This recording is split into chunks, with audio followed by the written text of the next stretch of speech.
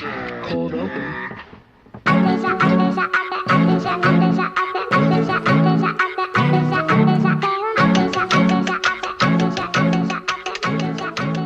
So once again, here's your post-draft rankings.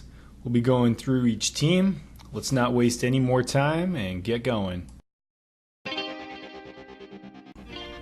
So, cousin Chris had some problems drafting from his phone, he told me. Not sure how much of this was intentional and how much of it we can attribute to technical problems. What we do know is he went with the classic Julio Jones to Gronk 1-2 punch. In the third round, he got Aaron Rodgers at pick 10. Now this is pretty far for Rodgers to fall, so I'd say that's a really good time to get him. A lot of value there. However, it came at the cost. You get an elite receiver, the best tight end, and a great quarterback, but you got to dive down and get Derrick Henry as your RB1. I'm not sure how I feel about that. And then he grabbed Funchess as his WR2. That's tough. That's a tough pill to swallow. In the sixth round, he took Jimmy G. I can only assume that was a mistake. He's got a quarterback already. He might have been looking at him and he clicked accidentally. Fortunately, in a league as competitive as Reign of Terror, any mistake can really hurt you. Discount Belichick will need to play the waiver wire and hope Gronk and Rodgers can stay healthy and carry his team forward. So Greg had our last pick in the draft.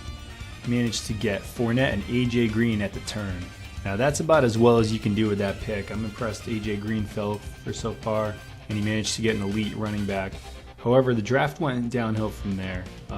Running backs were heavily depleted by the time it came back to him, and he had to take the unproven rookie Royce Freeman with his third pick. Now he could be really good, but it's definitely a risk because we don't know how good the Broncos' offense is going to be. None of his other choices were much better. He could have taken Drake, Ajayi, Miller, Henry. So Freeman probably has the most upside out of all those. With his fourth pick, he took Graham. This could pay off if Rodgers uses them like Breeze did, but I think a safer play would have been for Greg to take a wide receiver like Juju, Marvin Jones, or D. Thomas. When you're picking last, you got to take some risks though. At the turn of the 5th to 6th, he took Roddy Anderson and Sammy Watkins, two guys with all the upside in the world, but all the potential to do nothing. So G-men are set up to be boom bust. They could have a ton of success, or could be a bad season. Rank 12, we have Little Kevy Shardy Tush. Yahoo did not like his team that much for some reason, but I think he should be rated a little bit more, so their score kind of brought him down a little bit. He picked 8th. During mock drafts, I found that picking 8 was kind of a strange pick because you end up with a lot of ambiguity, a lot of strange choices. Kareem Hunt, though, number 1 overall, that's a solid one. Let's talk about this Kelsey pick at number 2, though. Freeman was still on the board. He could have gone running back, and there was also some good wide receivers still available. I guess the argument to be made here is that last year, at least, Kelsey was so much better than any other tight ends that the differential between him is larger than, a comparable wide receiver or running back to another one.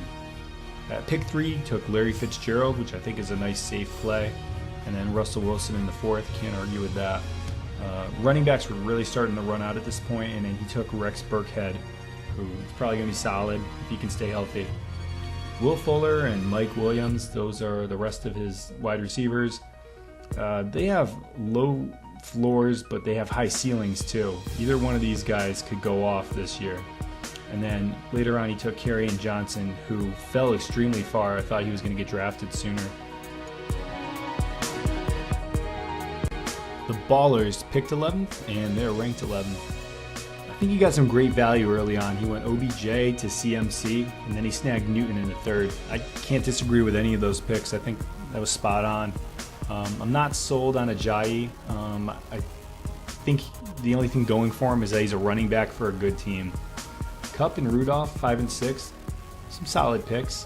Probably would have made the same picks in his position. His team falls off from the 7th pick onward, though. He probably could have drafted a decent flex wide receiver as opposed to a second tight end. Aguilar, Jordy Nelson, and Shepard, they were all available at this point, so he could have snagged one of those. In the 12th, TK, or someone else in the room, decided to pick up the retired DeMarco Murray. Hey, you never know. Maybe he'll go play for the Pats. I think it's pretty clear TK needs to work on his end game next year because his, front game is pretty good. We are on to Fat Shack. I believe this name should be written in all caps. Austin, recommend you change that because that is a great name. He went running back, Kamar Freeman. I think that's probably the best you can do with the 7th spot. Then boom, the controversial decision to take Josh Gordon with the 3rd pick. Does Gordon have the talent to be a wide receiver 1? Absolutely. Austin's willing to take that bet. I probably would have taken Fitzgerald or Baldwin over him, but those are more conservative plays, and Austin's not a conservative guy. He did manage to get Juju in the middle of the 4th round, which I think is a steal, and he rounded out his starters with Woods, Reed, and Stills. Reed's another high-risk, high-reward kind of pick. If he can stay healthy, he could be a top 3 wide receiver this year. I'd say Fat Shack has all the tools to either do a cannonball or a complete belly flop. So, of course, with Ryan, there's always controversy. He didn't draft a kicker or a defensive team, so Yahoo severely downgraded him for that, and I think Fantasy Pros took some points off. I gave him an A-. I think this is a top 5 team right here. I think he had a strong draft. He went wide receiver. He took Elliott and then Howard, and then he grabbed Ertz in the 3rd round, which I see no problem with. And then he went Jones, Sanders, and Cobb. I think Cobb at pick 80 is great value. He's wide receiver 2 on Green Bay. He's going to do great with Rodgers back. He also grabbed Cohen, the bench stash, which actually I would have gone after him if they got back to me in time. We're now in the middle of the pack at number 8 with alt-right Tom Brady. Yak went running back, wide receiver. He sort of falls short at the 2nd running back because either Coleman or Jones looks to be his 2nd starter. Coleman could take over the job this year, though. I wouldn't be surprised. His receivers are altogether a decent crew with a good floor.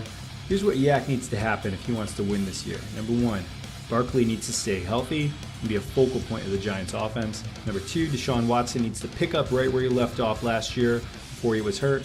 He's got all the talent to be a number 1 quarterback, but he could face some serious regression too. Number 3, Monte Freeman needs to either get injured or benched so Coleman can be the Falcons' bell cow. I think if all those things happen, we're looking at a championship caliber team right here. We have Eric's team, who named his team finally, awaiting NBA season. I don't think he needs to await the NBA season. This team's not that bad. Took AB with the 4th pick. Really wanted him. Not crazy about his 2nd and 3rd pick. I think Thielen, I don't know if I'd want to take him in the 2nd round. Sure, he had a good year last year, but is he going to be able to maintain that? It's hard to say. It's going to be a new offense this year. LaShawn McCoy, everyone's been saying he's old, count him out and all that. And it's going to catch up to him at some point, but every time someone says it seems to be wrong. But one thing's true, he's going to be playing for one of the shittiest offenses in the NFL, and I don't like my running backs at shitty offenses. Here's what I do like about Eric's team. Took Ingram fell to him pretty late in the round, and he's got a plan for it. He drafted Jamal Williams, who's going to be the starter for Green Bay during Aaron Williams' suspension. And if Jamal Williams plays well enough, he might be playing 3rd and 4th week too, and that should buy him enough time until Ingram comes back, and then boom, all of a sudden he's got a really strong running back.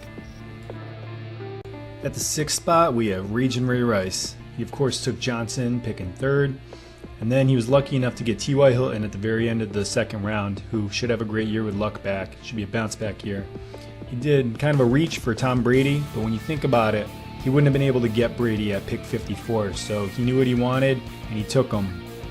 Then he went with Greg Olsen. He got Greg Olsen before the big run on all the middling tight ends, and then he took Deion Lewis and Garcon to fill out the rest of his roster before taking the Jacksonville D.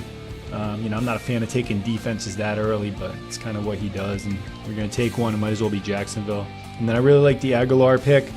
Picked him way before his ADP, but I don't think Yahoo's ADP predicted that Jeffrey would pretty much be out this year. So Aguilar is going to be the number 1 wide receiver for Philly, so very good pick at the 8th round. Number 5, we have the guy who feels the need to always remind us of his non-honky heritage, but he drafted pretty well. Took Le'Veon Bell with his 2nd pick. and then spun around and took Tyreek Hill. Should have a good year. He's been looking good in preseason. And then McKinnon, whose stock has kind of fallen lately due to some injuries and the fact that I don't think he's ever been that good.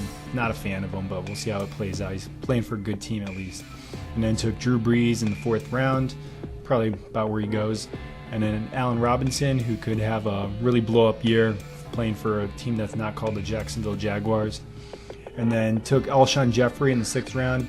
I'm not sure if he's aware of Jeffrey's injury status or if he's just banking on him bouncing back.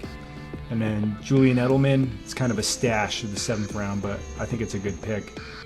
Peyton Barber has been looking really good in preseason. He could be the starting running back for Tampa Bay, so it's probably a good stash in the bench. And then Kittle as a tight end, you could do a lot worse than Kittle. So all in all, I think this was a pretty good draft for the non-honky. You know, I was talking to Hank at his wedding. He was like, "Oh, I'm not really into fantasy this year. I'm going to be kind of casual about it." You know, he's more into backpacking and looking at elk and fly fishing and all this other shit. But for someone who wasn't paying attention, he drafted a pretty goddamn good team. And I think his rating would be even higher if he drafted a kicker, because, you know, Yahoo likes to nitpick on that. Let's look at this. He's got Melvin Gordon, Dalvin Cook 1-2. Really good. And then somehow he got Baldwin in the 3rd round. Wow. And then Jarvis Landry, consistent PPR points.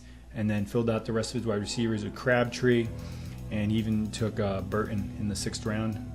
And on his bench, he's got Crowell representing the Jets. Kelvin Benjamin is a passable fill-in. And then he's representing with that Denver D. I see good things in this well-rounded team's future. If I could trade teams with anyone, it would be the Duck Handler. He got Hopkins, number 1. And then somehow he got Keenan Allen, number 2, really good. And then Collins will be a serviceable running back for Baltimore. The only one I'm not crazy about is Lamar Miller, but he is the number 1 running back for Houston, and we'll see how he goes. Corey Davis for Tennessee, great. I'd take him as a 3rd wide receiver any day. And Delaney Walker always puts up some consistent points. Chris Carson's probably going to be the starter for Seattle. And then Andrew Luck in the 8th round. I mean, this has potential to really be blow up. Luck's always could be a top 5 quarterback if he can bounce back. He's stashing Sony Michel on his bench and a couple other good guys. I don't know why Yahoo didn't rate him a little bit higher, because this is a pretty stacked team. The Ram motherfuckers. I was with him while he was drafting. He wasn't digging his team at the time. He was trying to get Keenan Allen, and he screwed up twice and got Thomas and Adams, but you can do a lot worse than those 2 guys with your first 2 picks. And then he went wide receiver again and got Amari Cooper. Let's hope he has a bounce back year. He's not crazy about his running backs, Drake and Lynch, but I think both these guys are going to be solid. I think they're just going to make up for it in volume and carries. And then Ingram as a tight end, he had a solid year last year. He'll be even better with another year with Eli. And picked up Carson Wentz, who hopefully will be okay. And then Chris Thompson's a good stash on the bench. Overall, I think this is a solid team. Yahoo loved it for some reason. Definitely a contender. The Girly Scout Cookies. Fantasy Pros really liked my team, so that's why I'm first. I don't know if I have the best team here, but that's how the ratings worked. And obviously I rated myself pretty high because I fucking drafted it and I should like it. And I think my first 5 picks were pretty solid. I had a choice between Cooks, Hogan, and Allen Robinson. I went with the 2 guys who I think have a higher floor. Allen Robinson probably has a higher ceiling. And I took Crowder, who's going to be a nice fill-in for a bye week. He's the starter for Washington. And I actually took a quarterback pretty early this year, although I probably could have waited a little bit more, but Stafford's pretty safe play. Hyde fell a lot. He's a starter for Cleveland. I'm not crazy about my tight end, Doyle, but he's serviceable. And Meredith's a good stash on the bench, and I took a couple other lottery tickets along with it. I'm fairly happy with my team, but, there's always room for improvement. So as we do every year in Reign of Terror, we got to get some bold predictions. You guys predict them now, and then at the end of the season I'll make a video and recap. We'll see who was right and who was wrong. So this year I'm giving you guys a template. You can either post your answer on the Yahoo message board, or you can text it to me or email it to me, whatever you want to do. So I'm looking for a boom. Which player you think is going to exceed their expectations this year? Who's going to blow up? Who's going to be a Kamara this year? And then a bust. Who's going to be the Terrell Pryor of this year? And then which team you think is going to win it all on Reign of Terror, and which team do you think will come in last? So send that to me, and I think it'll be fun. All right, thanks guys.